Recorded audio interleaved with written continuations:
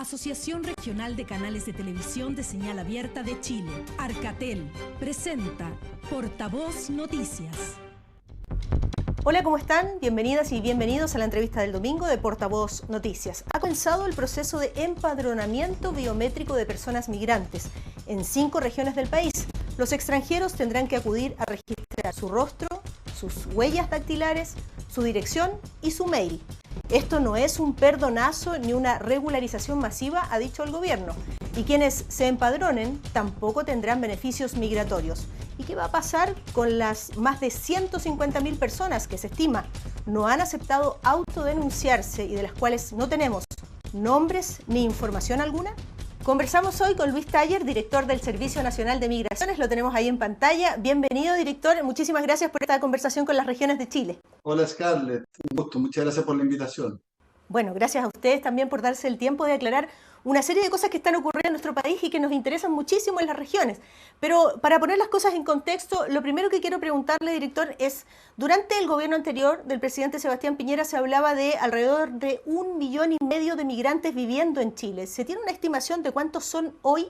Es 1.482.000 según la última estimación, ¿ya? Que es de diciembre del año 2021. La próxima estimación la tendremos en agosto, septiembre de este año aproximadamente, ¿ya? Que es el corte a diciembre del 2022. Es una estimación que tiene un cierto retraso. Entonces, y el volumen se ha mantenido más o menos estable en materia de personas en situación regular. Esta estimación del 1,5 millones de personas está hecha sobre la base de los datos de registro que tiene el Servicio Nacional de Migraciones, que integran a personas que tienen una residencia en trámite o que ya la han obtenido. Ese volumen es la base de datos desde la que se realiza esta estimación. A esto habría que sumarle las personas que están en situación irregular, que como sabemos en los últimos años han ingresado en un número significativo, que según las primeras estimaciones estaría entre el 10 y el 12% del volumen. O sea, serían 150.000, entre 150.000 y 200.000 personas más. O sea, tendríamos en el país en torno a 1.600.000, 1.700.000 personas. Si nosotros le pidiéramos que hiciera una radiografía de la población migrante en Chile, ¿cómo podríamos describir a la colonia más numerosa? ¿Quiénes le siguen? Digamos, el principal colectivo residente en Chile es la población venezolana, ¿ya? Que superó a la población peruana, que venía siendo el colectivo más predominante durante la década de 2000, 2010, que era históricamente fue el grupo principal. Del 2010 en adelante empieza a crecer la población haitiana, también se posiciona en los primeros lugares, pero hoy día el principal flujo que tenemos en nuestro país, tanto de población regular y que hemos tenido en los últimos años, como de población en situación irregular, se concentra en la población venezolana, ¿ya? Y su composición socioeconómica podríamos decir que es muy heterogénea. El primer flujo, los primeros grupos de venezolanos y venezolanas que llegaron a nuestro país eran más bien clases medias, que venían con cierto capital, que se instalaron, que venían con estudios, en fin, y en los últimos tiempos se ha ido, al masificarse la población, el éxodo venezolano, también las clases sociales de menor ingreso empezaron a salir no solo a Chile, sino a otros países. Entonces tenemos también dentro de la migración en Chile grupos muy heterogéneos internamente. Decíamos que en la última regularización que se vivió en 2021, el presidente Sebastián Piñera hablaba de casi 1,5 millones de extranjeros viviendo en Chile. Usted nos decía, eso ha crecido si comenzamos a tomar en cuenta también la migración irregular, ¿verdad? El ingreso por pasos no habilitados. Estamos hablando de entre 150.000 y 200.000 personas, según el subsecretario Monsalve, a comienzos de esta semana. De ese porcentaje que se agrega, también la mayoría son personas venezolanas, imagino yo, ¿no? Sí, nosotros al iniciar el proceso de empadronamiento hicimos una convocatoria a las personas que tienen ingreso regular a inscribirse en nuestra plataforma, ¿ya? Esto lo iniciamos el 15 de junio del presente año y a la fecha se han inscrito poco más de 195.000 personas. De esas 195.000, en torno a 180.000 son personas venezolanas. Entonces, el carácter que ha tenido el flujo migratorio en los últimos años ha sido, lo que lo ha caracterizado en nuestro país, ha sido un incremento del ingreso irregular que tuvo su pic el año 2021. ¿Ya? El 2022 se mantuvo alto, pero marca una tendencia a la baja, una tendencia que este último año, el 2023, también ha ido a la baja, si uno compara los mismos meses respecto al año anterior. Incremento de la irregularidad y al mismo tiempo concentración del flujo en personas venezolanas. O sea, es lo que hoy día está ocurriendo en materia de migración en nuestro país. Y si miramos todo nuestro país, las personas que nos están viendo desde Arica a Magallanes saben bien que este fenómeno de la migración lo estamos viviendo en cada una de las regiones, de distinta manera probablemente, pero sí, por ejemplo, en la región metropolitana se concentra la enorme mayoría de población extranjera, ¿verdad? Pero ¿qué otras regiones le siguen a la región metropolitana y en qué porcentaje? En términos de la concentración, 2/3, el 66% aproximadamente de la población regular y de la población regular se concentra en la región metropolitana. En términos de volumen, y ya no Ajá. tanto de concentración, las regiones de Valparaíso, por ejemplo, tienen volumen importante porque es una región grande, y también la región de Biobío y las regiones del norte, evidentemente. Ya, las regiones del norte donde se ve, sobre todo en Arica y en Tarapacá, una migración que representa un volumen muy alto respecto de la cantidad de población de esas regiones. En Tarapacá supera el 10, perdón, en Arica supera el 10% de la población total migrante, pero es una migración que en muchos casos es de tránsito, sobre todo para la migración irregular, puesto que la migración irregular ingresa por tierra e ingresa por el norte y luego se va moviendo en gran medida hacia las regiones del sur. Hoy día tenemos un fenómeno que es bien visible también, donde regiones de la zona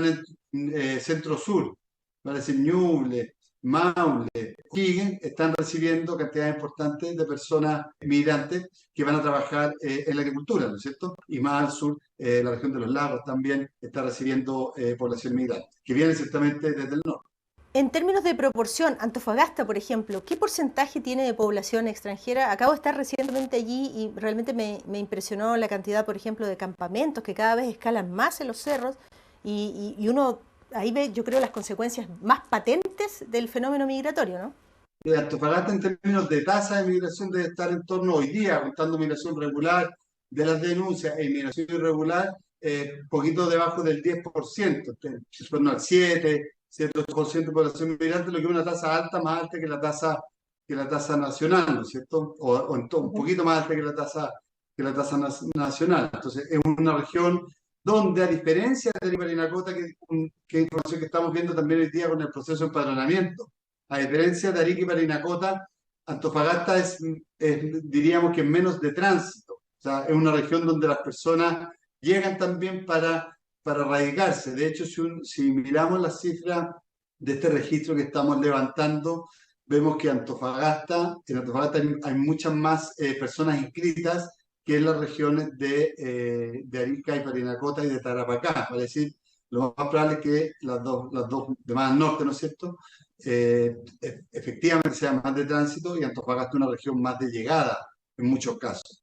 Este gobierno ha anunciado una nueva política migratoria. ¿Cuáles son los grandes pilares? La política migratoria que construyó el gobierno, con diálogos donde participaron más de 100 actores en todo el país, alcaldes, autoridades, gente, personas vinculadas a organizaciones sociales, más de 1000 actores en 16 diálogos territoriales, 8 diálogos temáticos. Incorporamos en el diseño la línea de base que se creó sobre la base de un borrador que construyó la administración anterior. Están los instructivos presidenciales de gobierno anteriores, vale decir, es la consolidación de lo que había hecho los distintos gobiernos y al mismo tiempo un proceso de diagnóstico en el marco de la nueva ley. La política migratoria tiene 10 grandes ejes, o sea, tiene 10 dimensiones: trabajo en la regularidad, la dimensión de seguridad, en fin, tiene una serie de elementos, y yo le diría, Carles, que tiene dos grandes ejes conductores, ¿ya?, que están en la definición de lo que el gobierno en este proceso participativo establece como lineamientos para los próximos 4 años, que es el horizonte que tiene esta política, ¿no es cierto? Uno tiene que ver con el fortalecimiento y la mejora en la gestión de la frontera, ¿ya? Nosotros entendemos que el flujo migratorio tiene que estar bien regulado desde el inicio, ¿ya? Y ahí requerimos retomar como Estado el control de nuestra frontera, que en los últimos años lo hemos perdido, ¿ya? Hemos visto en los últimos meses que se ha fortalecido, a propósito del plan de infraestructura crítica, el control y la capacidad de controlar la frontera, de mejor vigilancia. Hace unos días que estuvimos con el subsecretario Monsalve en Tarapacá, con la contraparte boliviana, con el ministro de Interior de Bolivia, definiendo también colaboración para la mejor vigilancia fronteriza. Entonces, hay una línea que tiene que ver con mejorar la gestión de la frontera. Y por otra parte, tiene que ver con el fortalecimiento de los procesos de inclusión de las personas que ya están adentro, de las personas que ya viven en nuestro país y que mantienen brechas de acceso al trabajo, al subempleo, a la documentación. Entonces, fortalecimiento del Servicio Nacional de Migración en las distintas instituciones para lograr promover la regularidad de las personas y alcanzar, digamos, una inclusión efectiva de los que ya están dentro, sería la segunda gran línea, es decir, mejor control de frontera y mejor gestión de los procesos de inclusión. En lo primero, ciertamente va todo lo que tiene que ver con el mejoramiento de los procedimientos sancionatorios, con la capacidad para reducir el delito, donde se comete, está asociado a bandas de crimen organizado que vienen de extranjeros. Entonces, hay un enlace también con la política contra el crimen organizado en el mejor control de la frontera que se propone. Vimos en el pasado una crisis humanitaria ahí en la frontera norte de Chile muy compleja y muy difícil de resolver porque no todos los países colaboran de la misma forma, ¿verdad? Ha dicho el presidente Boric que aquí toda América Latina o Sudamérica tiene que abordar de cierta manera esta situación, tomar su parte, colaborar desde donde se pueda. Pero esta migración, bueno, nos ha cargado un poco la mano a nosotros y decimos, bueno, si no tenemos relaciones diplomáticas con Bolivia, se nos complica la situación. Con Venezuela también ha sido compleja la situación. Entonces, ahora, este primer acercamiento de esta semana con el gobierno boliviano yo creo que da luces de cómo se puede ir avanzando en distintas cosas, no solo en vehículos robados en el norte, sino que también el asunto migratorio, que es tan relevante para el norte de Chile, porque ellos lo viven, son la puerta de entrada y tienen que lamentablemente dividir sus policías y toda su seguridad entre el cuidado de las fronteras y el cuidado interno, y eso no es poco, cambia de alguna manera las condiciones de vida de la gente del norte de Chile.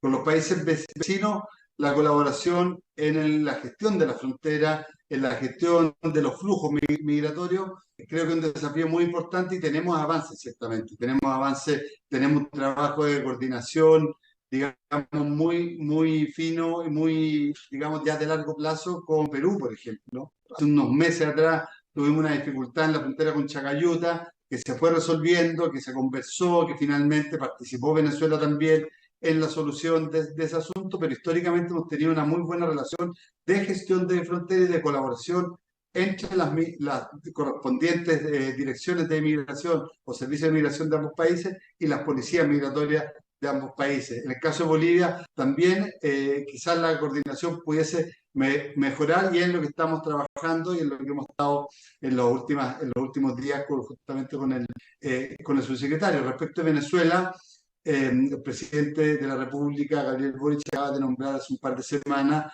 al embajador, ¿no es cierto?, embajador Jaime Gamuri, en Venezuela. Nosotros nos reunimos con él, le planteamos una serie de desafíos que tenemos por delante con Venezuela. Nosotros nos reunimos y trabajamos de manera muy coordinada también con la representación de Venezuela aquí, y ahí tenemos otro desafío importante que resolver, pero es clave poder avanzar en esta línea para tener una mejor gestión y control, no solo de la frontera, sino también de los procesos de integración. Hay mucha gente en Chile que se quiere ir, por ejemplo, a sus países de destino. Entonces, facilitar esos, a sus países de origen, quiero decir, facilitar esos tránsitos requiere de colaboración, ciertamente. Ahora, todo lo que hagamos, toda la política nacional de migración, incluso en la dimensión, y evidentemente la dimensión sancionatoria, que forma parte de la política migratoria, se hace con un irrestricto respeto de los derechos humanos, del debido proceso. También la política migratoria lo declara y lo establece explícitamente. Es una política que tiene enfoque de derecho, una política que tiene enfoque de género y es una política que tiene enfoque intercultural. Esos son referentes básicos para cualquier política migratoria que vayamos y cualquier medida que vayamos a tomar. De hecho, no creo que es un error establecer una contradicción entre la dimensión sancionatoria, entre los procedimientos de expulsión, ¿ya?, que son parte de la política migratoria, porque están en la ley, porque están en las atribuciones de los Estados, con los derechos humanos. Si nosotros procedemos respetando el debido proceso, la posibilidad de las personas de presentar descargo, no vulnerando su dignidad, evidentemente que está dentro del marco de los derechos humanos el aplicar los procedimientos sancionatorios. Así que yo no establecería esa contradicción en ningún caso. Naciones Unidas dice que la migración es un derecho, ¿verdad? Así que un derecho humano.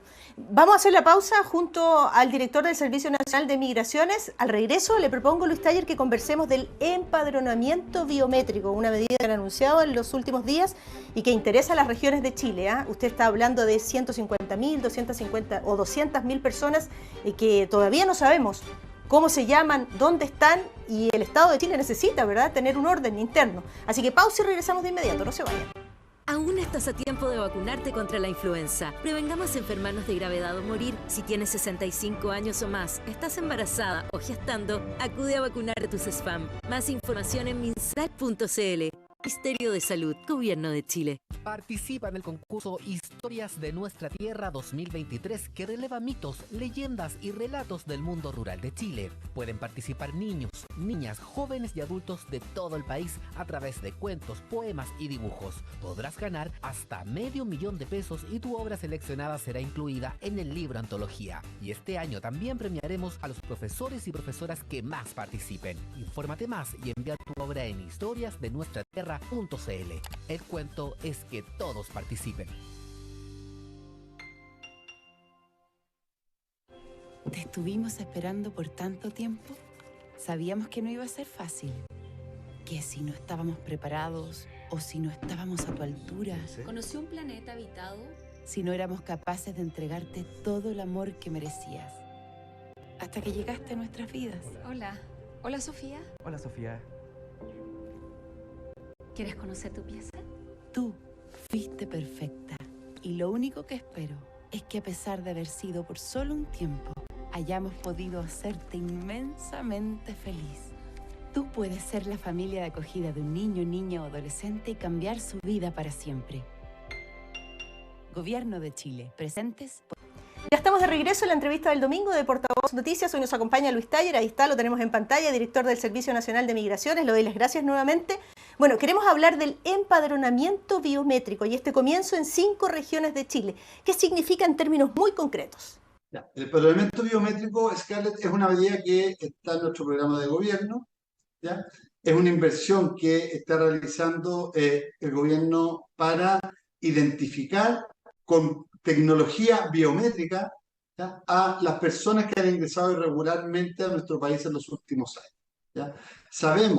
Partimos de una estimación a partir de las denuncias que tiene la Policía de Investigaciones de los últimos 4 años. Recordemos que el 2018, al iniciarse el gobierno del expresidente Sebastián Piñera, se realizó un proceso de regularización de todas aquellas personas que habían ingresado irregularmente a nuestro país. Eso se hizo en 2018.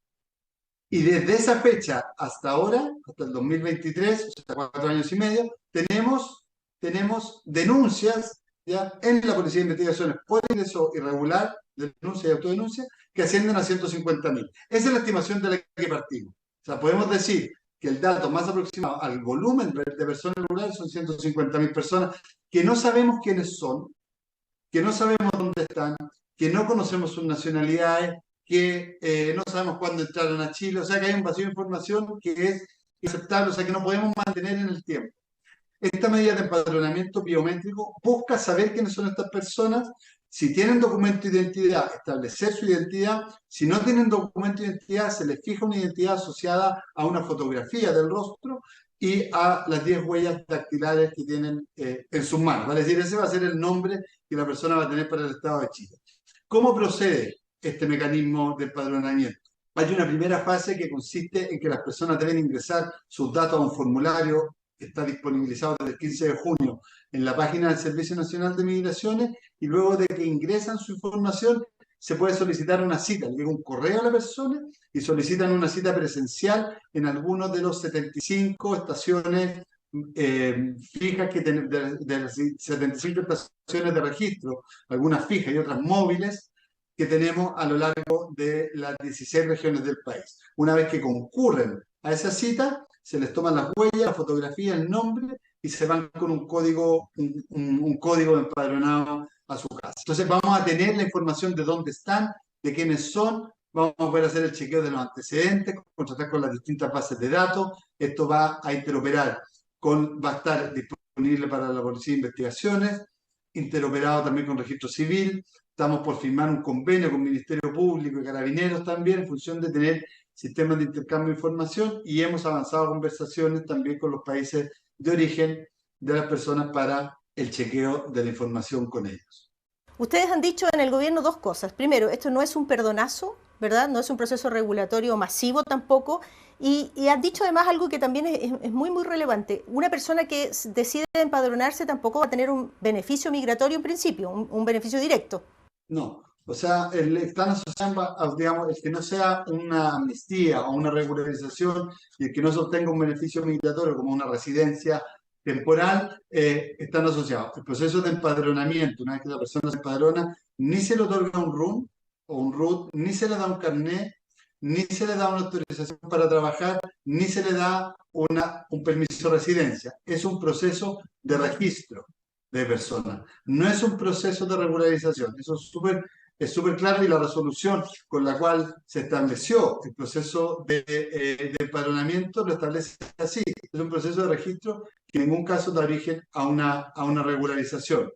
La Política Nacional de Migración, que se presentó la semana pasada al país, a propósito de regularización, establece criterios, ¿ya? El subsecretario hoy día tiene la facultad legal, el subsecretario tiene la facultad legal de convocar un proceso de regularización, cosa que no ha hecho, ¿ya? Lo que hace la política es definir el marco, los criterios, ¿ya? Mínimos para un eventual proceso de regularización, que son inserción en el país económica, inserción familiar, vale decir, una persona que se empadrone, de haber un proceso de regularización, no necesariamente va a poder regularizarse. No tiene en lo absoluto una relación tampoco de continuidad. O sea, no las personas empadronadas se van a regularizar, eso no va a ocurrir. Y el proceso de empadronamiento ciertamente no otorga una residencia legal en el país a las personas, pero sí nos va a permitir tener una información que hoy día el Estado no tiene. ¿Y qué va a pasar con aquellas personas que no quieran empadronarse y que por lo tanto sigamos sin saber cómo se llaman, dónde vive, sin conocer su rostro ni sus huellas dactilares? Sí, esa es otra información relevante que nos va a dar este proceso de empadronamiento, porque aquellas personas que no se empadronen, nosotros vamos a suponer que no quieren que les revisemos los antecedentes, que no quieren, que por algún motivo no quieren mostrarse frente al Estado de Chile y eso va a ser objeto de sospecha y evidentemente que van a ser las primeras expulsadas o sancionadas, evidentemente. Esto va acompañado del empadronamiento, no es una medida por sí, digamos que por sí sola, o sea, está enmarcada dentro de la política, ¿ya? Está enmarcada dentro de medidas que van con un mejor control de fronteras, está enmarcada con procedimientos también que está llevando a cabo la policía para materializar expulsiones. Entonces, quienes no se empadronan, nosotros vamos a suponer que tienen algo que esconder y la policía va a aplicar las sanciones, van a ser los primeros que van a salir expulsados. ¿Qué tiene que ocurrir para que un ciudadano extranjero sea expulsado de un país? ¿Podría usted explicarle a la gente que nos está viendo en las regiones y que siente a lo mejor que aquí hay cierta impunidad o que todavía no se ha tomado el timón o que no hay mano firme? ¿Qué le podría responder a esas personas que critican lo que se está haciendo? Los criterios para expulsar a una persona están definidos en la ley. Nosotros junto con la política hemos ingresado el lunes pasado ingresó al Congreso un proyecto de ley que establece varias modificaciones legales y una de esas modificaciones legales amplía digamos, las causales de expulsión, ¿ya? Incluye que personas que han cometido delitos en los países de origen también pueden ser expulsadas, ¿ya? La semana pasada el Congreso aprobó 2 proyectos de ley asociados a esto. Uno que facilita el proceso de notificación de expulsiones, ¿ya? Que hasta hace poco tiempo atrás o hasta ahora se hace a través de manera presencial. La policía tiene que ir a notificar presencialmente a la persona en 2 ocasiones de que se le inicie un procedimiento de expulsión. El gobierno presentó un proyecto que fue aprobado ya por el Congreso y que será ley probablemente la semana entrante, donde se establece la posibilidad de que la notificación sea por correo electrónico o por carta certificada, ¿ya? Las 2 notificaciones. Entonces, eso va a facilitar los procedimientos de expulsión. Y la otra modificación legal que se estableció fue la ampliación del plazo de detención o de retención que tiene la policía de investigaciones para materializar una expulsión. El día de hoy, la policía solo tiene 48 horas desde que detiene a la persona para poder expulsarla. Y en esas 48 horas tiene que, digamos, trasladarla, ciertas regiones tiene que trasladarla a Santiago o a algún otro aeropuerto internacional, comprar el pasaje, si tiene la escala, lograr la escala. Entonces hay una serie de procedimientos logísticos. En algunos casos piden también algunas pruebas médicas, PCR, etcétera. Entonces hay que coordinar con las seremías de salud, hay que hacer toda una serie de procedimientos que son bien complejos en ese plazo. Entonces lo que estableció esta nueva reforma legal, que también presentó el gobierno, es ampliar el plazo de esas 48 horas a 5 días. Entonces, la policía va a tener más margen y todas estas reformas legales van a facilitar los procedimientos de expulsión de personas extranjeras. Adicionalmente, se ha constituido una mesa para materializar expulsiones decretadas en el pasado. Sabemos que desde el año 2013 al 2023 se han encaminado muchas expulsiones administrativas por las intendencias, por el Servicio Nacional de Migraciones y por las antiguas intendencias, digo, que antes tenían esa facultad y que no se han materializado. Hoy día hay una mesa de trabajo que busca materializar esas expulsiones. ¿Dónde está el servicio? ¿Dónde está el Ministerio del Interior? Está la Subsecretaría de Interior, ciertamente, y está la Policía de Investigación. Entonces, estamos avanzando en esa línea para que la ley en materia de sanciones migratorias se cumpla también en esta dimensión y sea mucho más eficaz de lo que ha sido hasta ahora. Y en ese proceso de expulsión, ¿qué tanto se garantiza el respeto a los derechos humanos? Se lo pregunto, director, porque vimos en el pasado aviones que se cargaban con personas, iban subiendo, ¿verdad?, con un traje blanco, en fin, digamos, expuesto a todo el país y al mundo. Hoy día, ¿cómo se realizan? ¿Cómo se concretan las expulsiones? Todos los días salen expulsadas personas. Nosotros no hacemos ninguna publicidad, no hacemos ningún tipo de espectáculo mediático con las expulsiones porque no nos interesa exponer a las personas que están en causal de expulsión. Algunas tienen delitos, otras no, pero son personas a las cuales la dignidad y el respeto del debido proceso se les debe garantizar a todo evento. Entonces no nos interesa, no es parte de nuestra política migratoria el espectáculo mediático en torno a la expulsión, ¿ya? Sí es parte de nuestra política migratoria el lograr ser más eficaces en la materialización de las expulsiones para que aquellas personas que o cometen delito o entran en alguna de las causales de expulsión puedan ser expulsadas y deportadas a sus países. Me gustaría que al cerrar esta entrevista, director, pudiese hablar con la gente que nos está viendo en regiones también. Usted hablaba, ¿no?, describía un poco de cómo ha sido la migración al interior de nuestro país. Hemos visto también a personas extranjeras trabajando en los campos chilenos, en la zona central, centro-sur de nuestro país, en el Maule, por ejemplo. Háblenle un poco a ellos y explíquenle cuáles son las metas, los compromisos de este gobierno y cómo pueden ellos colaborar en este proceso de empadronamiento biométrico. El gobierno está comprometido principalmente con un déficit de Estado que ha habido, con un déficit de política que ha habido en esta materia. Nosotros entendemos que en los últimos años, tenemos el diagnóstico de que en los últimos años ha habido un proceso de desborde en la frontera que ha afectado muchísimo a las regiones del norte, que ha habido un incremento de la irregularidad migratoria. Nosotros nos hemos propuesto, digamos, proteger y apoyar a los territorios que se han visto de alguna manera más abandonados frente a estos procesos migratorios. ¿Qué implica esto? No solo mejor control de la frontera para efectos de las regiones del norte, sino también resguardar que, por ejemplo, las vacantes de los jardines infantiles no sean suficientes. En la Política Nacional de Migración hay proyectos de inversión que están en curso en esta materia, que los consultorios también reciban los per cápita de las atenciones que realizan a personas en situación irregular o que no han tenido todavía su documentación. Entonces, para nosotros como gobierno y para la Política Nacional de Migración es fundamental la realidad de los territorios y no vamos a tomar ninguna decisión y ninguna medida sin atender las particularidades de los territorios. Aquí sabemos que hay territorios que, y así lo hemos hablado con algunos gremios importantes, ¿no es cierto?, agrícolas, hay territorios que requieren de fuerza de trabajo, ¿ya? Y hay otros territorios donde, digamos, hay situaciones de alto desempleo, donde hay alta concentración de personas migrantes, donde hay una situación de difícil inserción. Entonces nos parece que es importante poner un poco de racionalidad en cómo se distribuye la población migrante que ya está en nuestro país.